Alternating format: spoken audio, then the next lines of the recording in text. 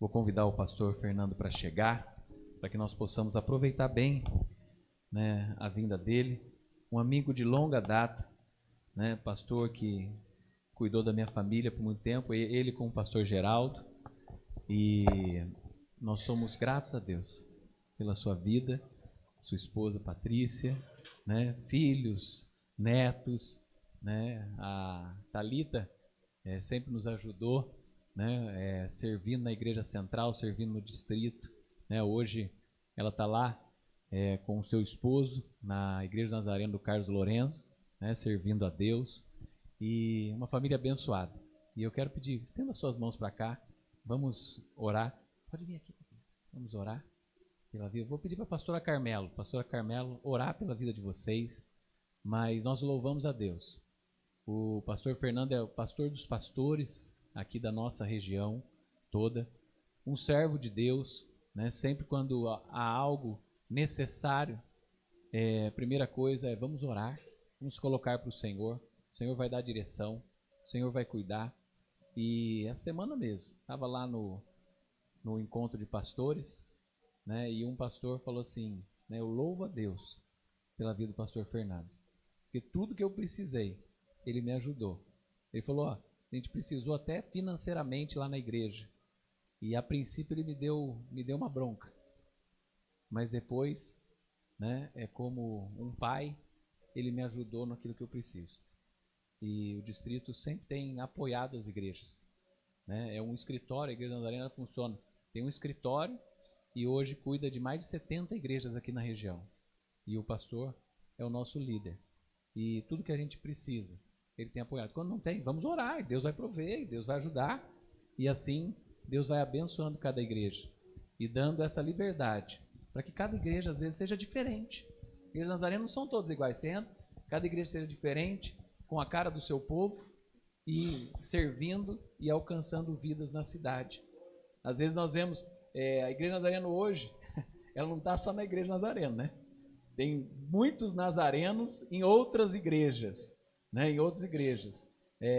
O meu irmão e a esposa dele estão numa igreja. E ele falou que o pastor, já uma igreja grande na cidade, ele falou que o pastor lá falou assim, eu não consigo entender a força da Igreja Nazareno aqui em Campinas. O que a gente vê, né, o bom testemunho da vida do pastor Aguiar, que foi muito tempo nosso líder, e o que a Igreja Nazarena influencia em famílias e vidas cristãs nessa cidade, né, e não cristãs também. Mas nós louvamos a Deus pelos nossos líderes. Eu quero que você estenda suas mãos para cá e nós vamos orar pela vida dele e pela família dele. Amém. Pai, na tua presença entramos agora, Deus querido, amado, nosso Senhor e Salvador, querendo pedir aqui, Senhor, a tua bênção sobre o teu servo, pastor Fernando, sobre a tua serva, Senhor, a Patrícia, Pai, que o Senhor possa abençoá-los, ó Deus, com toda a fé, força, graça, alegria, a paz, a presença doce do teu Espírito Santo, Pai. Que o Senhor continue abençoando esse casal, trazendo, Senhor, grandes alegrias, ó Deus, sabedoria, que o Senhor possa ir adiante deles, ó Pai. Cobre esta aliança com teu precioso sangue, a vida deles, a sua família, os seus sonhos. Entregamos tudo na tua presença, Pai. Também abençoa o teu servo que vai pregar a tua palavra. Essa palavra venha tocar no nosso coração, alimentar a nossa alma. Usa o teu servo, Pai. Que a boca dele seja a tua boca, Senhor. Em nome de Jesus, continua com esse casal, guardando, livrando de todo mal, de todo perigo, Pai, de tudo que não provém de ti. E que a bênção do Senhor esteja sempre com eles, ó Pai, e a tua boa mão, em nome de Jesus. Amém. Amém.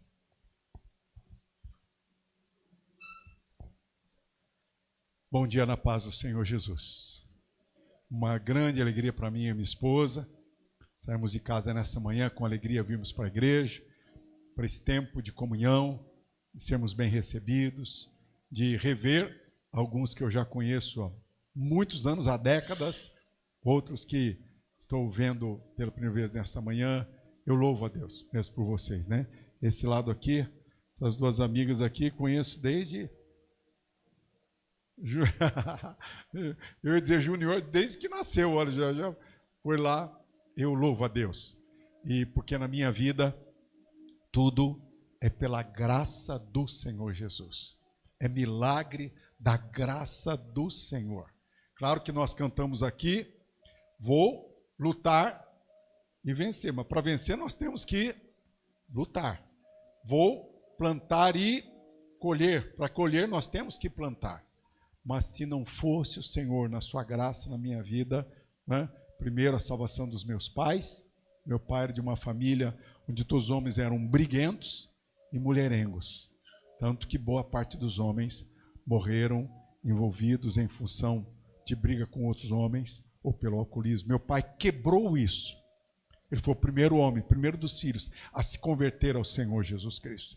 Depois, quando tinha 10 anos de idade, meu pai adoeceu muito gravemente e essa doença do meu pai trouxe sérios problemas para a minha vida, porque com 10 anos de idade eu prometi que nunca mais comeria para ajudar meu pai e minha mãe, não sabia o que eu estava fazendo. Fiz essa promessa, ela durou até que eu tivesse 34 anos de idade. Quando eu falei, Senhor, por que eu não tenho fome? Por que eu não como? Por que eu não lembro de almoçar? Por que eu não lembro? E Deus me revelou que eu tinha feito essa promessa com 10 anos de idade, em função daquela dor. Também, na alma, eu fiquei essa dor de ver meu pai quase morrendo, a gente passando fome. Éramos sustentados pela cesta básica da central. E, de repente, uma manhã, meu pai se levanta, dizendo, nessa madrugada, Deus me prometeu uma casa própria, uma oficina mecânica e uma viagem de volta para o Nordeste para rever minha família. E ele saiu mesmo ainda recuperando a cirurgia, saiu pelo quintal, foi embora e mudou de novo a nossa história, não é? E depois Deus me salvou de morrer afogado. Acho que vocês estavam talvez naquele piquenique na Olambra com o Jaime Kratz, lendário Jaime Kratz. Eu não sabia nada direito, quis atravessar a represa com mais 5 ou 6. Moral da história, no meio do caminho ali eu ia morrer afogado, não tinha quem me ajudasse, não tinha como voltar, não tinha como chegar na base. Entreguei ali, pedi perdão dos meus pecados, Senhor, salva minha alma, consola meu pai. E Deus, na sua graça, não vou dizer o detalhe, mas me deu de novo um livramento. E assim tem sido muitos outros livramentos da graça, do socorro do Senhor. E sou um paciente oncológico. Em 2014 tive um câncer de próstata. Trato dele, tem que ter uma disciplina faz tempo que eu não falo essa palavra, olha. Espartana, obrigado aqui pelos doutores aqui, não é nenhum adversário, doutores aqui dando ajuda aqui. E graças a Deus por isso. E vou viver, disse o meu pastor, que é o pastor Guiar. Fernando, Deus sabe todos os dias que você vai viver. Nenhum deles vai faltar, nem por causa do câncer. Falei, amém. Então, nenhuma enfermidade vai roubar um dia sequer, uma hora sequer dos anos que Deus reservou para mim. Claro, como o pastor acrescentou, é só você não fazer besteira. Então, quando eu olho aquele monte de comida, eu penso assim, não posso fazer besteira. Quando eu olho várias coisas, não posso fazer besteira. Eu quero receber nas mãos de Deus todos os dias que Ele tem preparado para mim. Amém? E ser um pregador é um milagre. É um milagre. Eu era um moço muito tímido, quando o pastor Anips, presidente da JNI, me mandou ser tesoureiro da JNI. Era um mico ser tesoureiro da JNI, porque eu tinha que cobrar o pessoal da mensalidade, era um mico aquilo lá, né? E de repente o pastor Jaime Kratz viu em mim o que ninguém via, o chamado para o pastorado. Então, hoje de manhã estou aqui para pregar a palavra de Deus. Quero convidar vocês para abrir a palavra em Marcos 15. E agradeço a mídia que separou os textos, pelo menos para poder projetar. Oi? Beleza, obrigado. Marcos 15, 21 a 32. Vou deixar a Bíblia aberta também. Marcos 15, 21 a 32. Eu deixo olhar meu horário. Amém. Para eu caprichar bem dentro dos 30 minutos aqui. Eu vou pregar sobre a Páscoa do Senhor Jesus, uma introdução à Páscoa do Senhor Jesus, na verdade, desde a sua morte e da sua ressurreição. Por isso vamos ler duas passagens, Marcos 15, de 21 a 32, e depois Marcos 16, a sua ressurreição. Diz assim: e obrigaram Simão Cirineu, que passava, vindo do campo, pai de Alexandre, de Rufo, a carregar a cruz de Jesus. E levaram Jesus para o Gólgota, que quer dizer lugar da caveira. Quiseram dar-lhe para beber vinho misturado com mirra, mas Jesus não aceitou. Então o crucificaram e repartiram entre si as roupas dele, tirando a sorte para ver o que cada um levaria. Eram 9 horas da manhã quando o crucificaram. E a inscrição com a acusação contra ele dizia: o rei dos judeus. Com ele crucificaram 2 ladrões, um à sua direita, outro à sua esquerda. E cumpriu-se a escritura que diz: com malfeitores foi contado. Os que iam passando blasfemavam contra ele, balançando a cabeça e dizendo: ah, você que destrói o santuário e em 3 dias o reedifica, salve-se a si mesmo, descendo da cruz. De igual modo, os principais sacerdotes com os escribas, zombando, diziam entre si: salvou os outros? A si mesmo não pode salvar. Que o Cristo, o Rei de Israel, desça agora da cruz, para que vejamos e creiamos. Também os que com ele foram crucificados o insultavam. E agora o capítulo 16, por gentileza, de 1 até versículo 10. Passado o sábado, Maria Madalena, Maria, mãe de Tiago, e Salomé compraram óleos aromáticos para ungir o corpo de Jesus. E bem cedo, no primeiro dia da semana, ao nascer do sol, foram ao túmulo. Diziam umas às outras: quem nos removerá a pedra da entrada do túmulo? E olhando, viram que a pedra já estava removida. É que a pedra era muito grande. Entrando no túmulo, viram um jovem sentado ao lado direito, vestido de branco, e ficaram atemorizadas. Ele, porém, lhes disse: não tenham medo. Vocês procuram Jesus, o Nazareno, que foi crucificado. Ele ressuscitou, não está aqui. Vejam o lugar onde o tinham colocado. Mas vão e digam aos discípulos dele e a Pedro que ele vai adiante de vocês para a Galiléia. Lá vocês o verão, como ele disse. E saindo elas, fugiram do sepulcro, porque estavam tomadas de temor e assombro, e não contaram nada a ninguém, porque estavam com medo. Havendo Jesus ressuscitado de manhã cedo, no primeiro dia da semana, apareceu primeiro a Maria Madalena, da qual tinha expulsado 7 demônios. E partindo ela, foi anunciá-lo àqueles que tendo sido companheiros de Jesus, estavam tristes e choravam. Estes, ouvindo que ele vivia e que tinham sido visto por ela, não acreditaram. Amém para a palavra de Deus, irmãos? Podem assentar-se, queridos. Eu quero, antes de pregar sobre esses 2 textos, fazer uma base. A base é: nós conseguimos tirar 4 dias de férias nessa semana e fomos para Campos do Jordão. Minha esposa é uma professora aposentada, felizmente ela paga a FEPESP, a gente ficou lá. E 2 coisas aconteceram, 3 coisas que foram 2 boas para nós. Primeiro, nós dormimos, passeamos e comemos bastante, eu engordei 1 quilo. Segundo lugar, foi gostoso você acordar e não ter que fazer nada para o café da manhã. Nada. Mesa pronta. Segundo, ir passear, voltar, almoçar. Você não precisa nem tirar o prato da mesa, nem lavar prato. Maravilha, nem fazer comida. Mas uma coisa que, de uma certa forma, nos chateou, é que naquela cidade, como em todas as nossas cidades aqui no Brasil, a Páscoa é coelho. A Páscoa não é Jesus. Então ficamos procurando, né? O que vai ter aqui de Cristo nessa Páscoa? E de repente encontramos em poucos lugares a seguinte frase: a Páscoa cristã. A Páscoa cristã. Porque para o mundo, guarde isso, a Páscoa, para a sociedade, a Páscoa é coelho com chocolate. E imagine a seguinte ilustração para você entender, tente entender como Jesus se sente. Vou imaginar o seguinte: um pai, uma mãe, um casal, né? Fazem seu pé de meia, compram lá sua casa, seu apartamento, enfim. E imaginam que eles estão, graças a Deus, bem, 30 anos de casados, 30 e pouco, imagina isso. Tem os filhos e o casal, para poder comprar aquele apartamento, aquela casa, economizou muito. Geralmente os pais compram roupa para os filhos e não compram para eles. Geralmente os pais compram coisas melhores para os filhos e ficam sem. Aí imagina que esse casal, imagina assim, com 30, 35 anos de casados, por exemplo, os filhos vêm dizer assim, é aniversário do pai. Nossa, pai, que casa maravilhosa. Nossa, que casa, sonho um dia morar nessa casa. Você já imaginou? É aniversário do pai, o aniversário da mãe, imagina. Mas os filhos falam mais do que os pais compraram e construíram, que vai deixar um dia para eles, do que eles.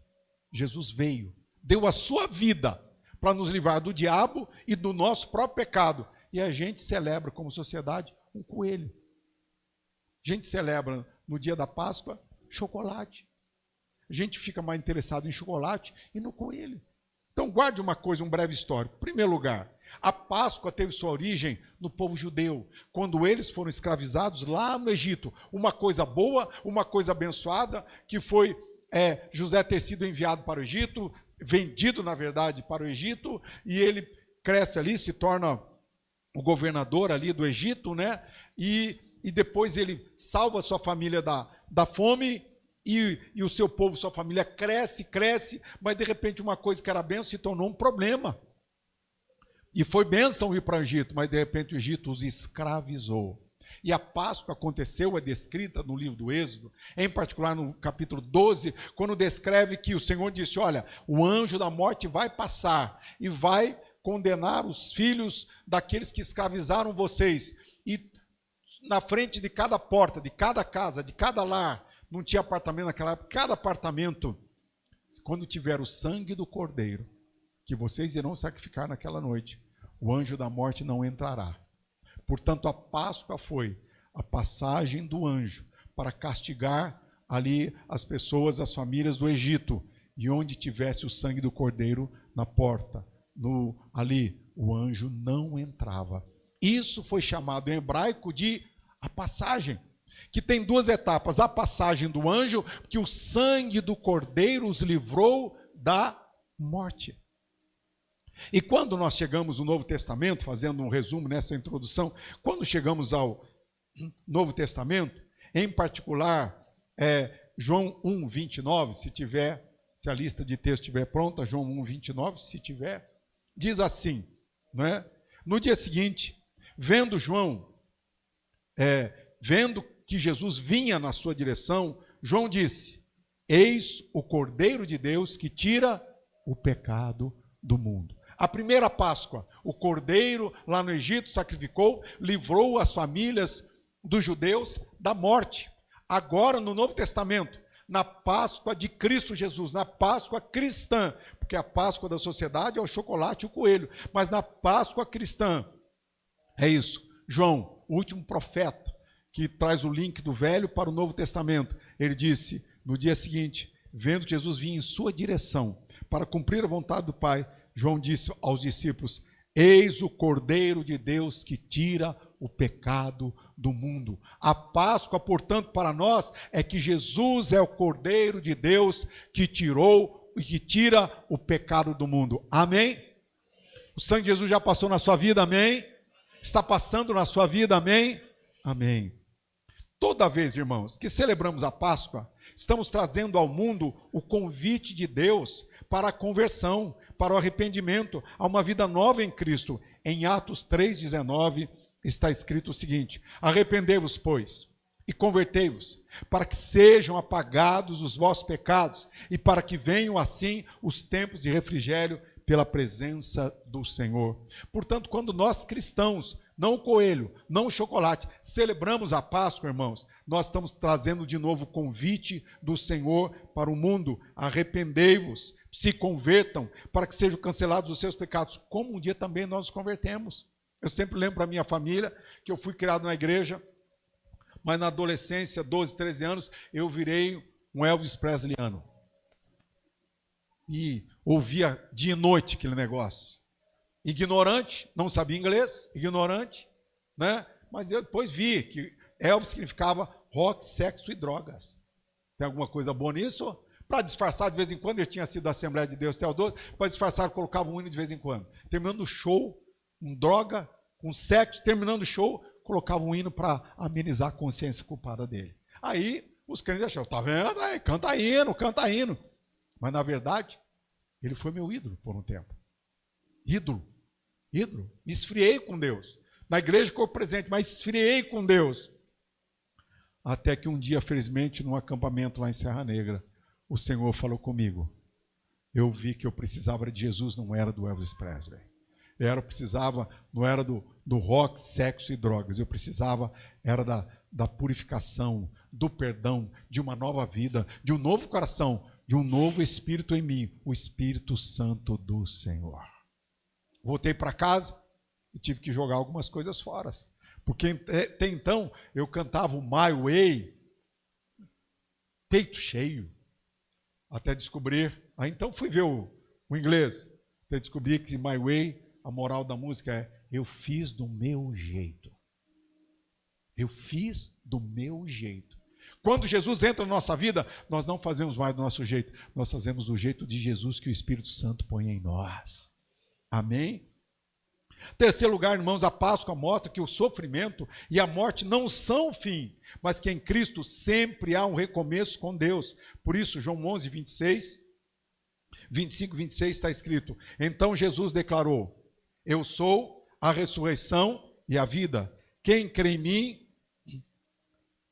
mim, João 11, 25 e 26, quem crê em mim, ainda que morra, viverá. E todo que vive e crê em mim, não morrerá eternamente. Vejam que a Páscoa revela o imenso amor de Jesus que se entregou por nós. Versículo mais conhecido da Bíblia, João 3,16. Vamos falar juntos? Porque Deus amou o mundo de tal maneira que deu seu Filho unigênito para que todo aquele que nele crê não pereça, mas tenha a vida eterna. Essa é a nossa Páscoa. Amém? Irmãos, as pessoas precisam saber, principalmente nossos filhos crescendo, principalmente os amigos que ainda não estão convertidos a Jesus, eles precisam saber, nossos parentes que não estão convertidos, precisam saber quem nós éramos antes de Jesus, o Cordeiro de Deus, entrar na nossa vida. Eles precisam saber. Eu sempre falo para a minha família, sempre falo para os filhos, eu sempre falo agora para os netos, eu falo, porque meu pai cresceu na igreja. Crescer na igreja não significa salvo por Jesus. Não significa. Crescer na igreja. E daí? Significa Cristo não estava dentro de mim, reinando na minha vida. Assim como o sangue do Cordeiro poupou os israelitas no Egito, o sangue de Cristo traz salvação aos que creem. Muito bem, só por último para dizer o seguinte: a Páscoa dos judeus foi a libertação da escravidão. Para nós é a libertação do pecado e da morte. Por que então, como é que confirma na Bíblia que a Páscoa do judeu, por que chamamos de a Páscoa de Jesus? Leiam comigo, por gentileza, em Mateus 26, 17 a 19, aqui já está, aqui ó. No primeiro dia da festa dos pães ázimos, chegaram os discípulos a Jesus dizendo-lhe: o que queres que te façamos os preparativos? Onde queres que façamos os preparativos para comeres a Páscoa? 28. E ele disse: ide à cidade, a um certo homem, e diz-lhe: o mestre diz, o meu tempo está próximo. Em tua casa celebrarei a Páscoa com os meus discípulos. Os discípulos fizeram como Jesus lhes ordenara e prepararam a Páscoa. Portanto, para criar essa conexão e ver que assim como o sangue do Cordeiro salvou os israelitas, agora o sangue de Cristo Jesus salva do pecado e da morte eterna todas as pessoas que a Ele se convertem. E, portanto, por último, é aqui na Páscoa, na morte e ressurreição de Jesus, que, enfim, se formaliza a nova aliança. Porque está escrito assim, não é? Jeremias 31 diz: eis que vem dias, diz o Senhor, em que firmarei a nova aliança com a casa de Israel e com a casa de Judá.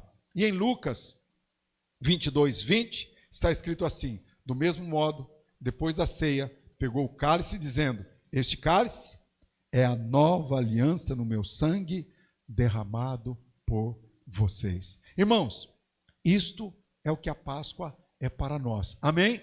Para os judeus, que ainda continuam judeus, que não são convertidos a Jesus, a Páscoa deles é a libertação do Egito. Para toda a humanidade, para todos os que ouvem o Evangelho e creem nele, a Páscoa é que nós somos libertos do nosso pecado, das nossas culpas e da morte eterna que é o inferno. Nós, nessa manhã, estamos salvos pelo sangue do Senhor Jesus. Amém? Não há pecado ou culpa maior que o amor de Deus por nós. Não há pecado nem culpa. O pior que você e eu já tenhamos feito, ou o mínimo, muitas vezes que tenhamos feito, não há nenhum dos seus pecados, nenhum dos meus pecados, conhecidos ou não conhecidos, escondidos que só o diabo e Deus sabe, e você, não há mais nenhuma condenação, não há mais nenhum pecado para você e para mim, porque Jesus nos perdoou dos mais, dos piores e também dos menores pecados, porque nós temos essa classificação. Isso é um pecadão, isso é um pecadinho. Não, pecado, mancha, suja, mas Jesus nos libertou. Amém? O que quero então falar com vocês nessa manhã, irmãos? Eu quero falar com vocês sobre lições da Páscoa de Jesus. Que bom, 17 minutinhos. Tudo isso foi só a introdução, mas prometo que os próximos 15 minutos vai ser a mensagem. O que eu quero compartilhar com vocês nessa manhã, depois de relembrarmos o que a Páscoa é para nós, eu quero falar sobre as lições da Páscoa de Jesus. Volte comigo, se não fechou a Bíblia, Marcos 15 mesmo. Marcos 15. Olha que lindo e que maravilhoso. Primeiro só vou mencionar os erros dos mandantes da crucificação de Jesus. Os erros. Quais foram os erros dos mandantes? Primeiro, acharam que eles tinham controle de toda a situação e não tinham, pois Deus estava cumprindo o seu plano, ainda que no meio da dor mais cruel que Jesus passou nessa terra. Irmãos, como foi importante nós cantarmos essa manhã, um dos louvores dizia das nossas, não lembro exatamente, da nossa dor, da nossa aflição, lembrava os períodos difíceis da vida, não é? Não lembro qual foi o louvor. Mas, irmãos, na terra, nós sempre passaremos aflições. Jesus Cristo disse: no mundo tereis aflições. Mas nós, por Jesus, rompemos em fé. Amém? Rompemos em fé.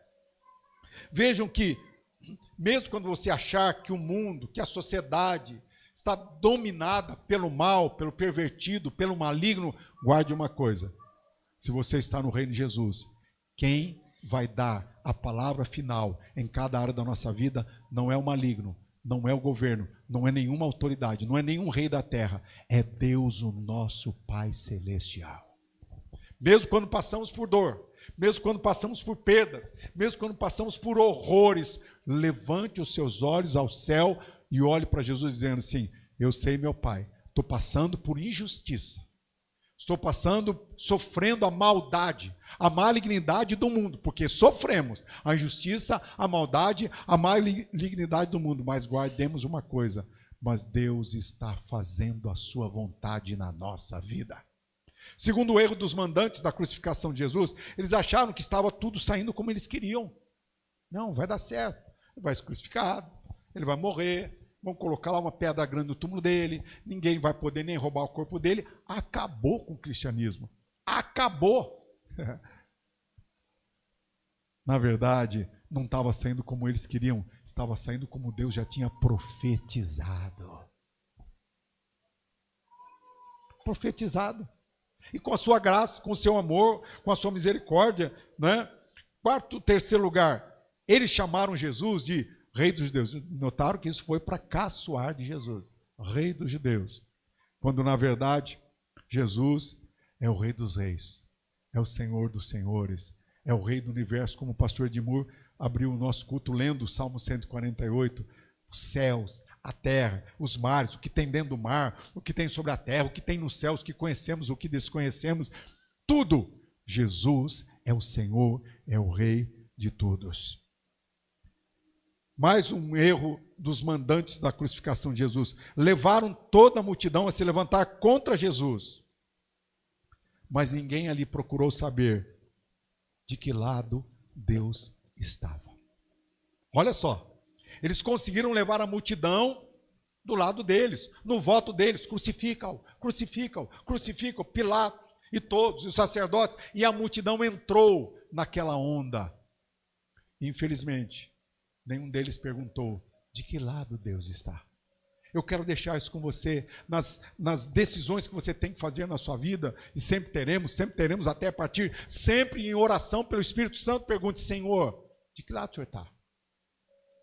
Onde é que o Senhor está? Nessa decisão que eu tenho que escolher, pelo teu Espírito Santo, fala para mim de que lado o Senhor está.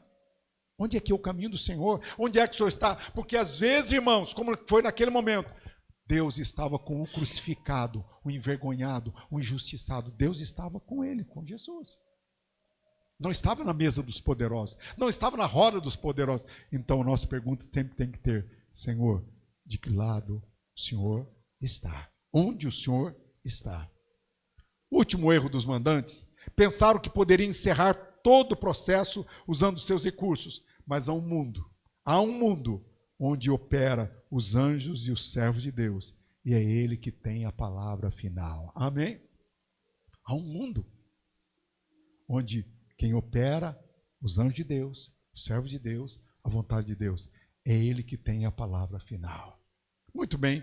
Quais são as lições da Páscoa do Senhor Jesus, irmãos? Aqui em Marcos 15, que eu pedi para vocês abrirem, em primeiro lugar, primeira lição que eu tiro aqui, quem ficar perto de Jesus tem a chance real de ter sua vida mudada. Olha só, vou deixar uma lição de casa para vocês, que eu não vou ler, apesar de eu ter colocado lá, vai pular essa. Olha só, e obrigaram Simão, Cirineu, que passava, vindo do campo, pai de quem? Alexandre e Rufo, a carregar a cruz de Jesus. Não é estranho? Por que que ele foi lá, Mateus, esse homem é casado? É. Tem filhos? Tem. Qual é o nome dos filhos dele? Isso não é estranho, irmãos. Eu vou dar um spoiler para vocês, não vamos ler agora. Na verdade, Alexandre e Rufo se converteram a Jesus. Veja só, o homem que carregou a cruz de Jesus, os filhos dele se converteram, a esposa dele se converteu. Aí quando você chegar em casa hoje à tarde, você abre em Romanos 16. Paulo, quando termina a sua carta teológica, termina dizendo assim, esse aqui é meu parente, esse aqui arriscou a cabeça por mim, esse aqui... Aí ele chega numa mulher, não, ele chega em Rufo, assim, a mãe dele tem sido uma mãe para mim. Quem era Rufo? Irmão do Alexandre. Quem era Rufo Alexandre? Pai de quem? Do homem que foi obrigado a carregar a cruz. Dá para imaginar que esse homem, a esposa dele, pelo jeito ele morreu primeiro. Geralmente nós homens que morremos primeiro, né? Pelo jeito só fala da mulher dele nesse período. Vejam só, a mulher desse homem foi como uma mãe para o apóstolo Paulo. Quem fica com Jesus carregando a sua cruz vai ter sua vida e sua história da sua família mudada em nome de Jesus, continuamente em cada etapa da vida. Amém, irmãos? Com fervor? Isso alegra o meu coração. Segunda lição que aprendo aqui.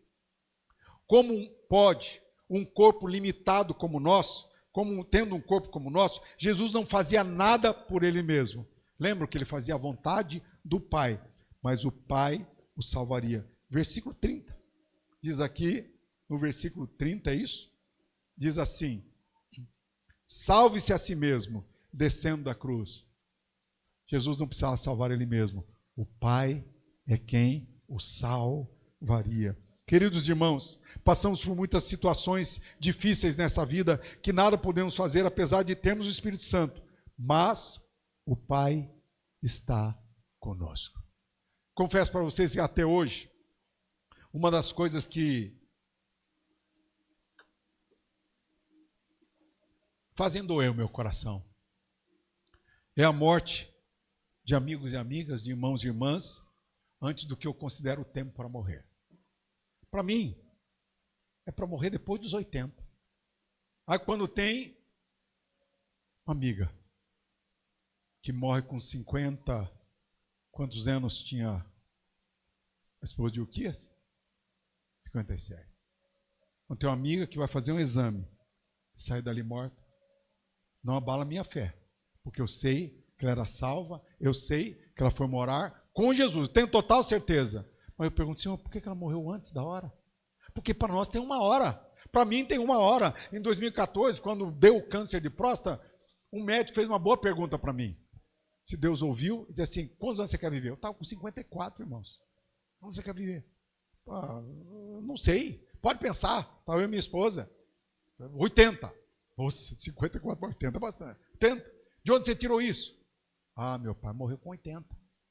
Então nós vamos ter que trabalhar muito para você chegar aos 80. Porque para mim, uma boa velhice é assim. Ou essa semana morre uma amiga minha, a esposa do Jorge Matos, lá de Valinhos. Eles foram uma bênção nos meus 5 anos de ministério em Valinhos. 64 anos de idade. Deus, o marido doente numa clínica, sem reconhecer mais ninguém. E ela que morre. Ela que era o arrimo da família, para a filha, para as filhas, para o filho, para o neto, Arthur. Ela que era o arrimo da família. E Deus leva, Deus, não entendo não. Eu não entendo. Mas uma coisa eu sei, o Senhor está conosco. Amém? Sei dizer comigo? Eu não entendo. Mas uma coisa sei, o Senhor está comigo. Vamos repetir de novo com convicção? Eu não entendo. Mas uma coisa sei, o Senhor está comigo. As pessoas também não entendem o que pode acontecer conosco. Às vezes até perguntam, você tem uma explicação? Eu não tenho, mas uma coisa eu sei, o Senhor está comigo. Em Marcos 16, Marcos 16, nós temos as últimas lições que eu quero compartilhar com vocês nesses 4 minutos. Primeiro, irmãos, os que amam a Jesus sempre o amam, mesmo quando ele não faz como nós gostaríamos. Diz o versículo 1, passado sábado, Maria Madalena, Maria mãe de Tiago e Salomé compraram óleos aromáticos para ungir o corpo de Jesus. Irmãos, eles esperavam que Jesus fosse resgatar Israel do Império Romano. Esperavam isso. Agora, Jesus vai descer com seus anjos. Jesus é o Cristo, é o Messias, é o enviado do Pai. Ele vai assumir o governo, ele vai assumir o reinado de Israel. Ele vai assumir e vai mandar em tudo e vai acabar com os nossos inimigos. Jesus não fez nada disso. Mas elas continuaram amando a Jesus. Sim, na minha vida já aconteceram algumas coisas que eu fiquei muito triste com Deus. Ele não fez como eu queria. Já aconteceu. Uma delas quase me matou. 4 anos de dor, sofrimento, choro, lamento. Deus não fez nada. Mas eu sabia de uma coisa. Eu não entendo, muitas vezes, o que Deus não faz. Mas eu tenho certeza de uma coisa. Ele me ama. Pôs amor no meu coração. E eu amo ao Senhor na alegria e na tristeza. Eu amo ao Senhor na saúde e na doença. Eu amo ao Senhor na juventude e até a terceira idade. Eu amo ao Senhor na riqueza e Eu amo o Senhor. Essas 3 mulheres foram demonstrar o seu amor, o seu carinho. Nós vamos lá. É assim que se faz. A gente vai ungir, assim que faz aqui no Israel. A gente unge com perfumes, né, e elementos que ajudam a conservar esse corpo. Nós vamos ungir. Mesmo depois de não ter feito o que elas queriam, mesmo achando que Jesus não teria ressuscitado, elas foram, porque bem-aventurados são aqueles que amam a Jesus. Por isso que eu entendo, por exemplo, um dos nossos amigos, colegas, Adilson Graton, faleceu fruto da pandemia do Covid, lá no Hospital Samaritano. E os últimos 3 dias dele na UTI foi orando com o enfermeiro e orando com os outros pacientes. Deus, ele orando, evangelizando, orando, evangelizando. Gritava, no bom sentido, falando. Ele morreu 3 dias depois. Mas ele falou de Jesus até o último minuto de vida dele aqui na terra. Terceira lição, queridos irmãos, ou segunda aqui, é em Marcos 16, né? Todos nós, ainda que servindo a Jesus, encontramos pedras que não conseguimos remover, mas Deus removerá as pedras que Ele quer escolher para nós. Amém? Nós teremos muitas pedras. Ali foi uma pedra, no sepulcro. Nós temos outras pedras na caminhada dessa vida. Mas guarde uma coisa, aquela pedra que é para sair da nossa frente, Deus vai tirar. Às vezes usa a mão de homens e mulheres, irmãos e irmãs. Às vezes usa a mão de anjos, mas às vezes usa terremoto, como lá Paulo e Silas na prisão, em Atos 16. Pode ter certeza de uma coisa: toda pedra que aparecer no seu caminho e que Deus quer removê-la, Ele vai removê-la. Porque outras pedras, nós temos que fazer como o rio, contornar e seguir em frente. Amém? Eu considero o tratamento do câncer uma pedra. Naquele começo, não removeu da minha frente. O que eu tive que fazer? Buscar o tratamento e contornar a pedra. E sigo vigiando até o dia de hoje, para que não dependa de mim, eu possa viver muitos anos. Pronto. Teve vezes que o Senhor removeu a pedra. Teve vezes que Ele me faz contornar a pedra. Última lição, queridos. Sentimos medo até servindo a Jesus. Essas mulheres foram lá para servir a Jesus, mas elas sentiram medo. Mas o medo neste caso, o medo, em alguns casos, é sempre útil. Em outros casos, como nesse, é inútil, pois Deus faz de tudo para que sejamos cuidados até por seus anjos. Amém? Tem medo que é útil, ultrapassa a velocidade. Tenha mais cuidado aqui, tenha mais cuidado com o seu temperamento, tenha mais cuidado. Tem medo, o lugar dele é útil, mas tem medo, hora que ele é inútil, porque o Senhor está cuidando de nós. Quero terminar aqui, aqui no capítulo 16, onde nós estamos agora, diz o versículo 9, havendo Jesus ressuscitado de madrugada, cedo, de manhã cedo, no primeiro dia da semana, apareceu primeiro a Maria Madalena. O que eu aprendo aqui, irmãos? Jesus sempre vem ao nosso encontro. Mesmo quando ele via anjos e pessoas, ainda assim, ele não nos deixa só com os anjos e com as pessoas. Ele vem pessoalmente ao nosso encontro. Amém? Que cuidado de Deus. Que amor de Deus. Irmãos, eu fiz questão de trazer essa introdução à Páscoa. Uma introdução. Por que na sexta-feira, da morte, da crucificação, ao domingo, a ressurreição, esses dois fatos, que um completa o outro, é a Páscoa dos cristãos. É a Páscoa. Mesmo dando chocolate, mesmo ganhando chocolate, que é muito gostoso. Mas diga o seguinte, entregue o seu chocolate, ou ganhe o seu chocolate, mas diz, mas a Páscoa é Jesus ressuscitado por nós. Amém? Como pastor, quero deixar esse pedido para você.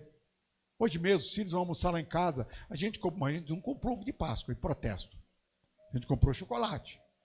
Filhos vão ganhar chocolate, netos vão ganhar chocolate. Mas não é ovo, protesto. É chocolate. Bom, comprado lá em Campos do Jordão. É bom o negócio. Mas nós vamos entregar o chocolate dizendo assim, mas a Páscoa verdadeira é Jesus. Amém? Olha que bem, eu gosto demais de chocolate, porque a Páscoa verdadeira é Jesus. Ao dar, estou te dando um ovo de Páscoa, um chocolate, mas a Páscoa verdadeira é Jesus. Amém? Celebremos a Páscoa de Jesus. Vamos ficar em pé. Eu não agradeci no começo, mas antes de orar, quero agradecer muito esse convite honroso do pastor Edmur de ter me chamado para pregar nesta manhã, para estar com vocês. Foi uma bênção para mim, pastor, uma honra para mim. Agradeço. Eu amo você e seus familiares, sua família é grande, né? De ambas as partes, uma família grande, graças a Deus. E eu louvo a Deus pela sua vida, pelo seu ministério, da sua família, desde a esposa, da família, dos familiares aqui.